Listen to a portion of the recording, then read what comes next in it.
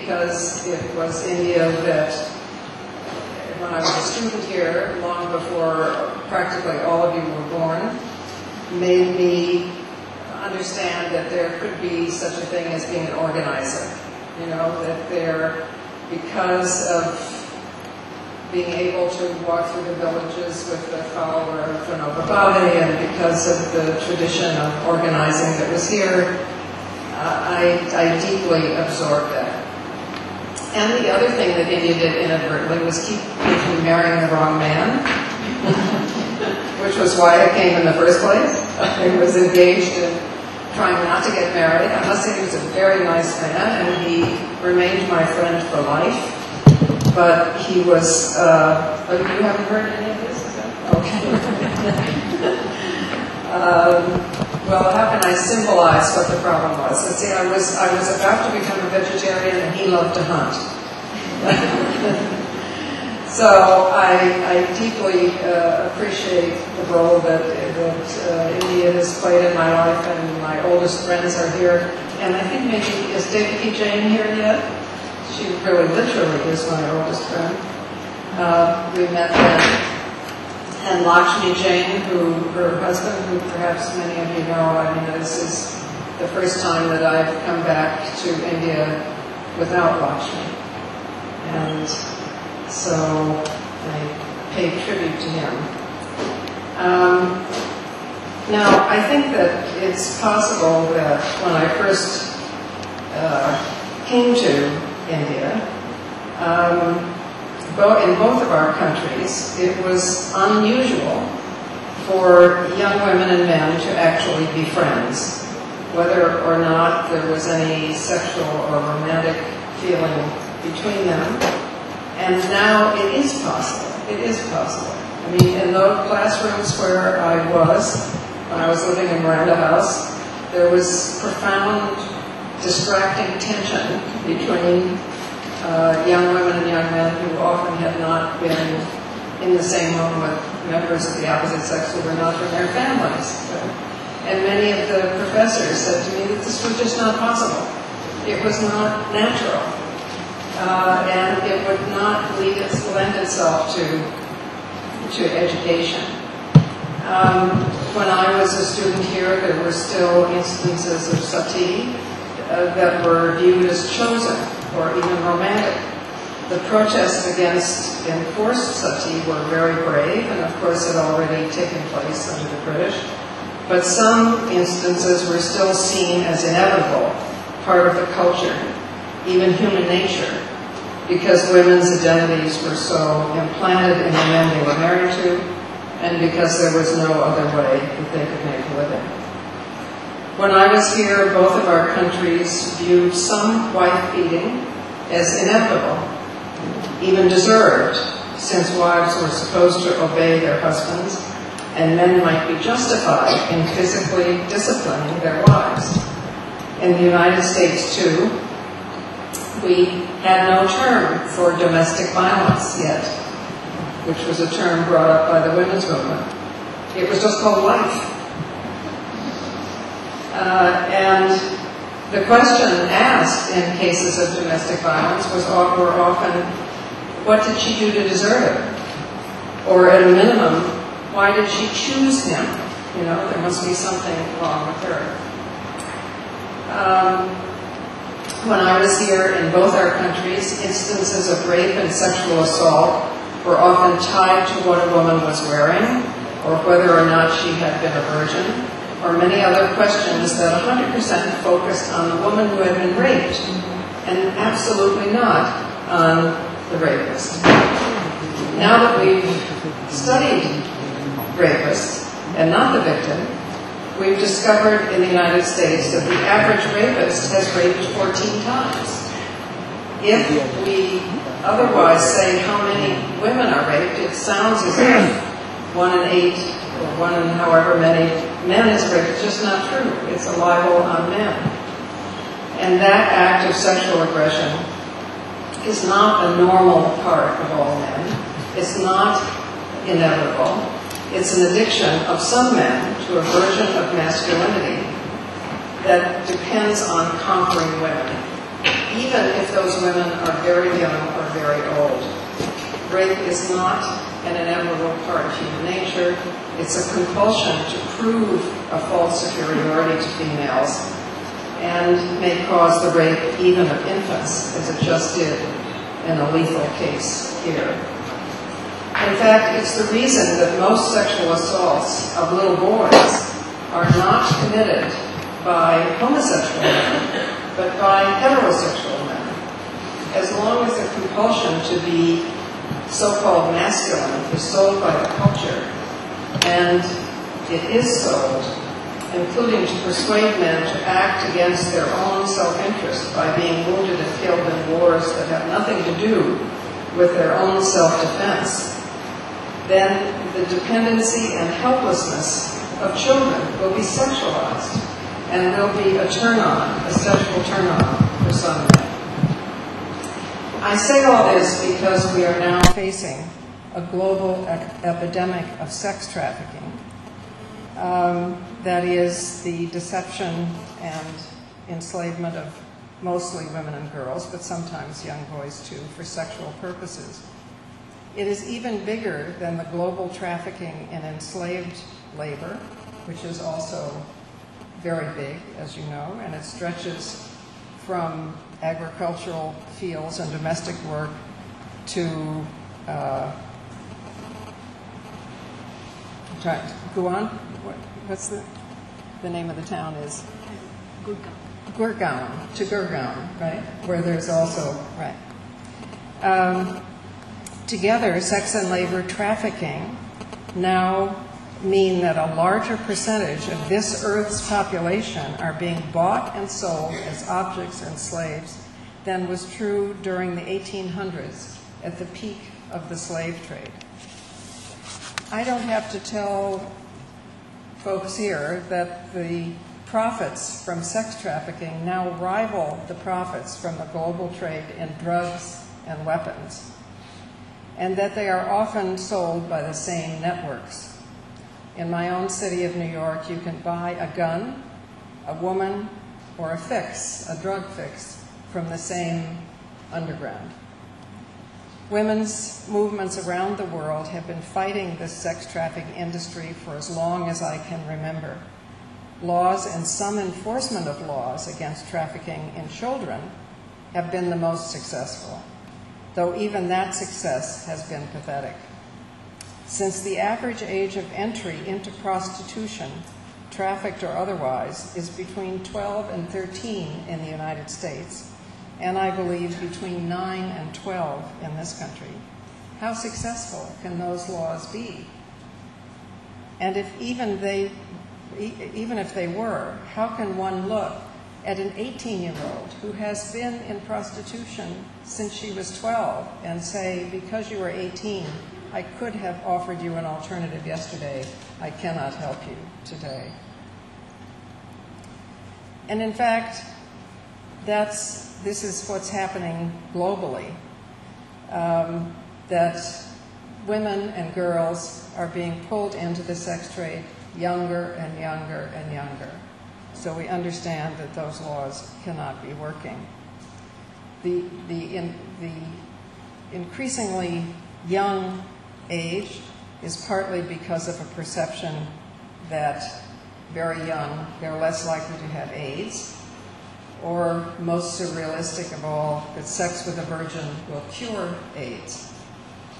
Also, son preference in, say, China or Haryana has resulted in a skewed sex ratio in the population that has created a whole spate of deception and force to bring young girls and women from farther away, say in the case of China from North Korea, but in the case of India, sometimes internally. But the force of global women's movements has also been weakened by a big cultural division that is out there in the world and that has been used to put us and even our views of each other into two false categories, and those categories are not of our own making. First, there was and is the big, deep patriarchal religious category. It regards all sexual expression that cannot end in conception and isn't within marriage as wrong and sinful. That especially applies to females, since the very definition of patriarchy is controlling females as the most basic means of production, the means of reproduction. Second, there is the equally patriarchal but secular idea that freedom and democracy and even human rights are defined as the greatest sexual availability of females to males, and under male terms. This view doesn't have the cultural force of religion behind it, but it does have the enormous force of the huge profits of the sex industry. And it does have its own media in pornography. Pornography, which comes from the word porne, which means female slaves, and is very different from erotica, which comes from eros, which means love, which has some idea of cooperation and mutual pleasure and free choice. As a result, women's movements that have fought for the female right to sexual autonomy, to orgasm, to pleasure, and to self-determination have been treated as sinful by the religions of the world. And many women have suffered terrible punishments, from shaming to honor killing.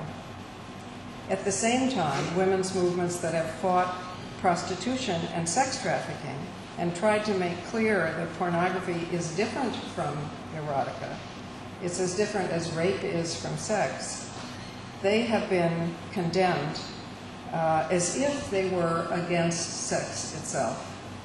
There is a libel that says that to be against pornography and prostitution is against sex, when in fact it is against violence. The saddest part to me is that some feminists have come to mistrust each other.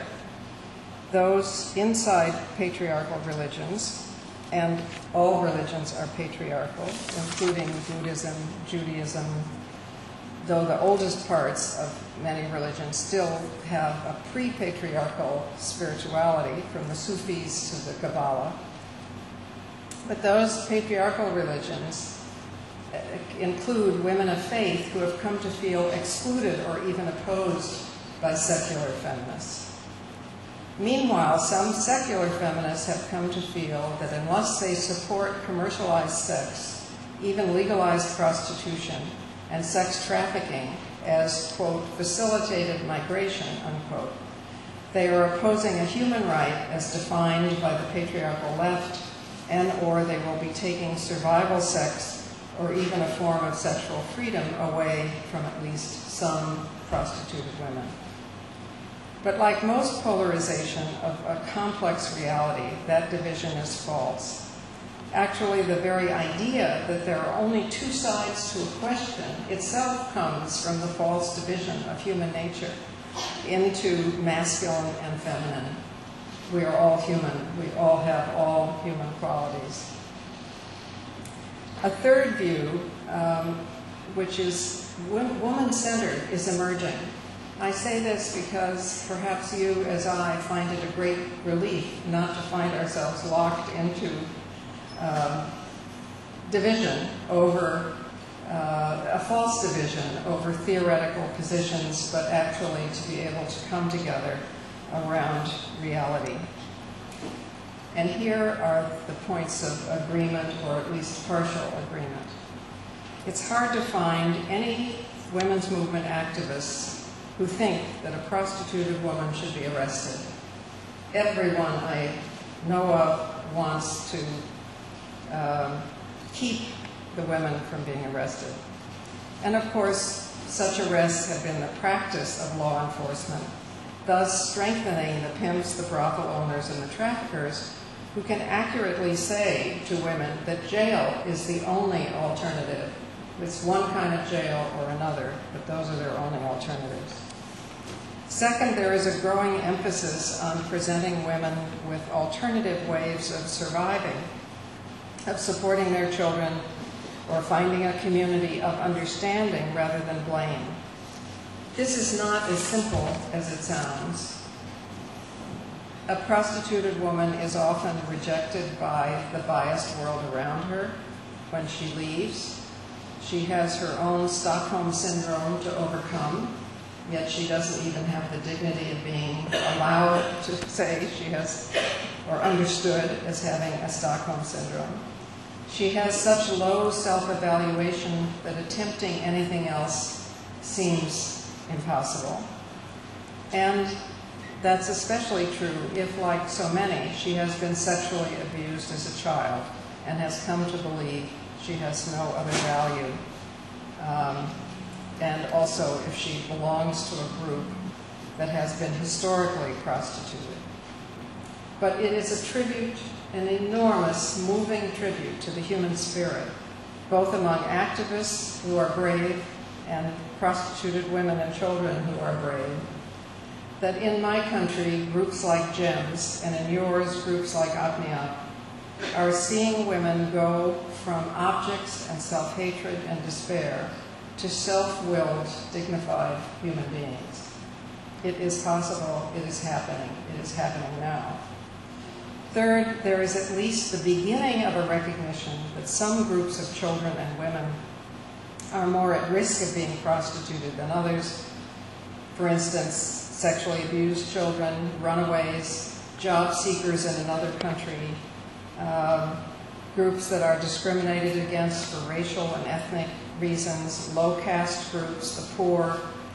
And there are efforts now, some efforts, to warn those groups, to inform them of what the dangers are so they can make informed choices. Fourth, focusing on the market without which none of this would exist, the men who pay to get sex under profoundly unequal conditions. They are by no means the majority. It would be a libel on men to say they are the majority. Most studies have shown that about a third of men only patronize prostitutes, or perhaps less. And thus prostitution and sex trafficking, we know now from focusing finally on the market and not only on the survivors, whether to arrest them or to support them, but focusing on the market. We know that prostitution and sex trafficking are not natural or inevitable. They are functions of inequality, of unequal power. Prostitution is not the world's oldest profession. There have been many cultures without prostitution. It is one of the oldest oppressions, but not the oldest profession. I can't emphasize enough how important it is that we have finally begun to understand that this is not inevitable. Think of the difference between now and the time when wife beating and rape were thought to be inevitable, or even monarchy, which was thought to be inevitable, or even smoking, which was thought to be inevitable. There are now many more efforts to penalize those who buy another human being and to give them the facts on the harm that this does to others and also to them and their human relationships and their view of others. Fifth, the centerpiece of the prostitution industry itself, the goal of the prostitution industry, which is legalization, has an intellectual appeal, but it has failed to deliver on its promises of no underage prostitutes, less violence, less disease, and so on. For instance, in my country, the 10 counties in Nevada where prostitution is legal have turned out to be the prime places where sex-trafficked and underage girls are taken to be broken in because they are unsupervised. When I was there, food was being thrown over a high fence by a neighbor to feed the women in the compound who were in a county where prostitution was legal. In Nevada and in Germany, there had to be a massive efforts of the women's movement to beat back government efforts to say, well, if it's legal, it's just hospitality work. And then women had to show that they had applied for such jobs, were willing to take such jobs before they got unemployment and other benefit. That was going forward until women's movements beat it back. In 2003, the mayor of Amsterdam, which is perhaps the most famous country in which prostitution is legal, said, quote, "It appears impossible to create a safe and controllable zone for women that is not open to abuse by organized crime," unquote. It also hasn't been possible to independently document any diminished incidence of AIDS or child prostitution, despite payment to brothel keepers to distribute condoms and to ban children. When I've been in Sonagachi, for instance, I've looked inside doorways and been able to easily see children as young as 7 or 10 who theoretically are being kept out. But then, I'd probably see them because unlike Bill Gates, I didn't announce that I was coming. Nor do studies show that indoor prostitution, which is another argument for legalization, that if it's indoors, it will be safer. Studies show that indoor prostitution is no less traumatizing than outdoor prostitution, and that buzzer systems in rooms of legal prostitution brothels cannot keep out, are not fast enough to keep out men who sadistically beat women. And the overall rate of trauma and life expectancy for all prostituted women is comparable and sometimes more than men in combat. Indeed, it turns out that body invasion is uniquely traumatizing. It is even more traumatizing than beating and torture. Our skin is our defense. Our body is our domain, our sense of self. And to have our bodies invaded, and certainly in the case of many prostituted women, dozens of times a day even, is more traumatizing than external beatings. Sixth, while it may or may not be legal for an individual adult woman or man to sell her or his sexual services, providing they pay income tax, it should not be legal to sell the bodies of other people. Thus, pimps, brothel keepers, and certainly traffickers should be pursued with full force of the law.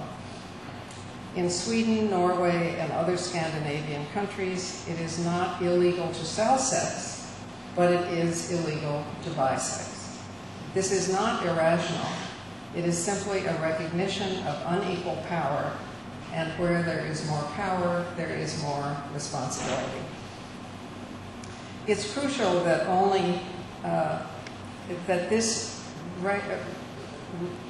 this recognition of reality, as far as we know, has resulted in a lessening of prostitution and sex trafficking. The Scandinavian countries are the only countries in which that is true. So, you and I together in this room have reached a crucial place in history. We know, finally, that prostitution is not inevitable, that it is a function of unequal power and the cults of gender that perpetuate it. Yet in my country, there are girls and women, especially women of color and Native American women, who are, at this moment in time, tattooed on their necks with a pimp's distinguishing mark so that they will be understood to be the property of those pimps and other pimps will be warned away. Sometimes the tattoo is actually a price code as well as a mark of ownership by a pimp. So clearly, we have a very long way to go, and we must always listen, and never think there is only one or ever any predetermined situation. We have to listen to the people who are undergoing this. For instance, I went to Ghana and Zambia for conferences on sex trafficking within Africa, and from women from there also go to Europe. And afterwards, I was visiting friends who live on the Zambezi River. I ended up sitting on a tarpaulin in the middle of a hot, dusty field, talking to a circle of 20 or so village women. They were shy, our languages were very diverse and different, and I thought, okay, I have great faith in women sitting in circles and talking to each other, but this time it's not going to work. Then one woman began to say the unsayable, that her husband was beating her and she didn't know what to do. That broke the ice, it broke the silence, and others began to tell the truth about their lives too. Gradually, I learned that what sent some of these women to Lusaka in Zambia to be sex trafficked was the hope, the need for money to buy food and to pay their children's school fees. Crops had been cut by 2/3 because the World Bank had dammed the Zambezi in order to produce electricity, promised the people who lived along the Zambezi and depended on it irrigation systems, but never delivered those systems. The women were carrying water in buckets to grow maize, only to find that once the maize was grown, the elephants ate the maize. What was needed, they said, was an electrified fence to keep the elephants out and to grow enough grain to be self-sufficient. So I went home and raised a few $1,000s for a fence, not a lot, a small amount of money.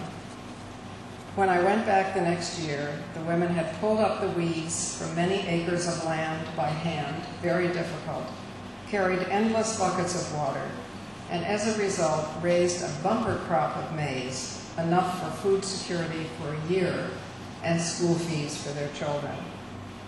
We sang songs to the maize, we danced to the maize. But if you had asked me in advance what was a cure for sex trafficking, I never would have said an electrified fence.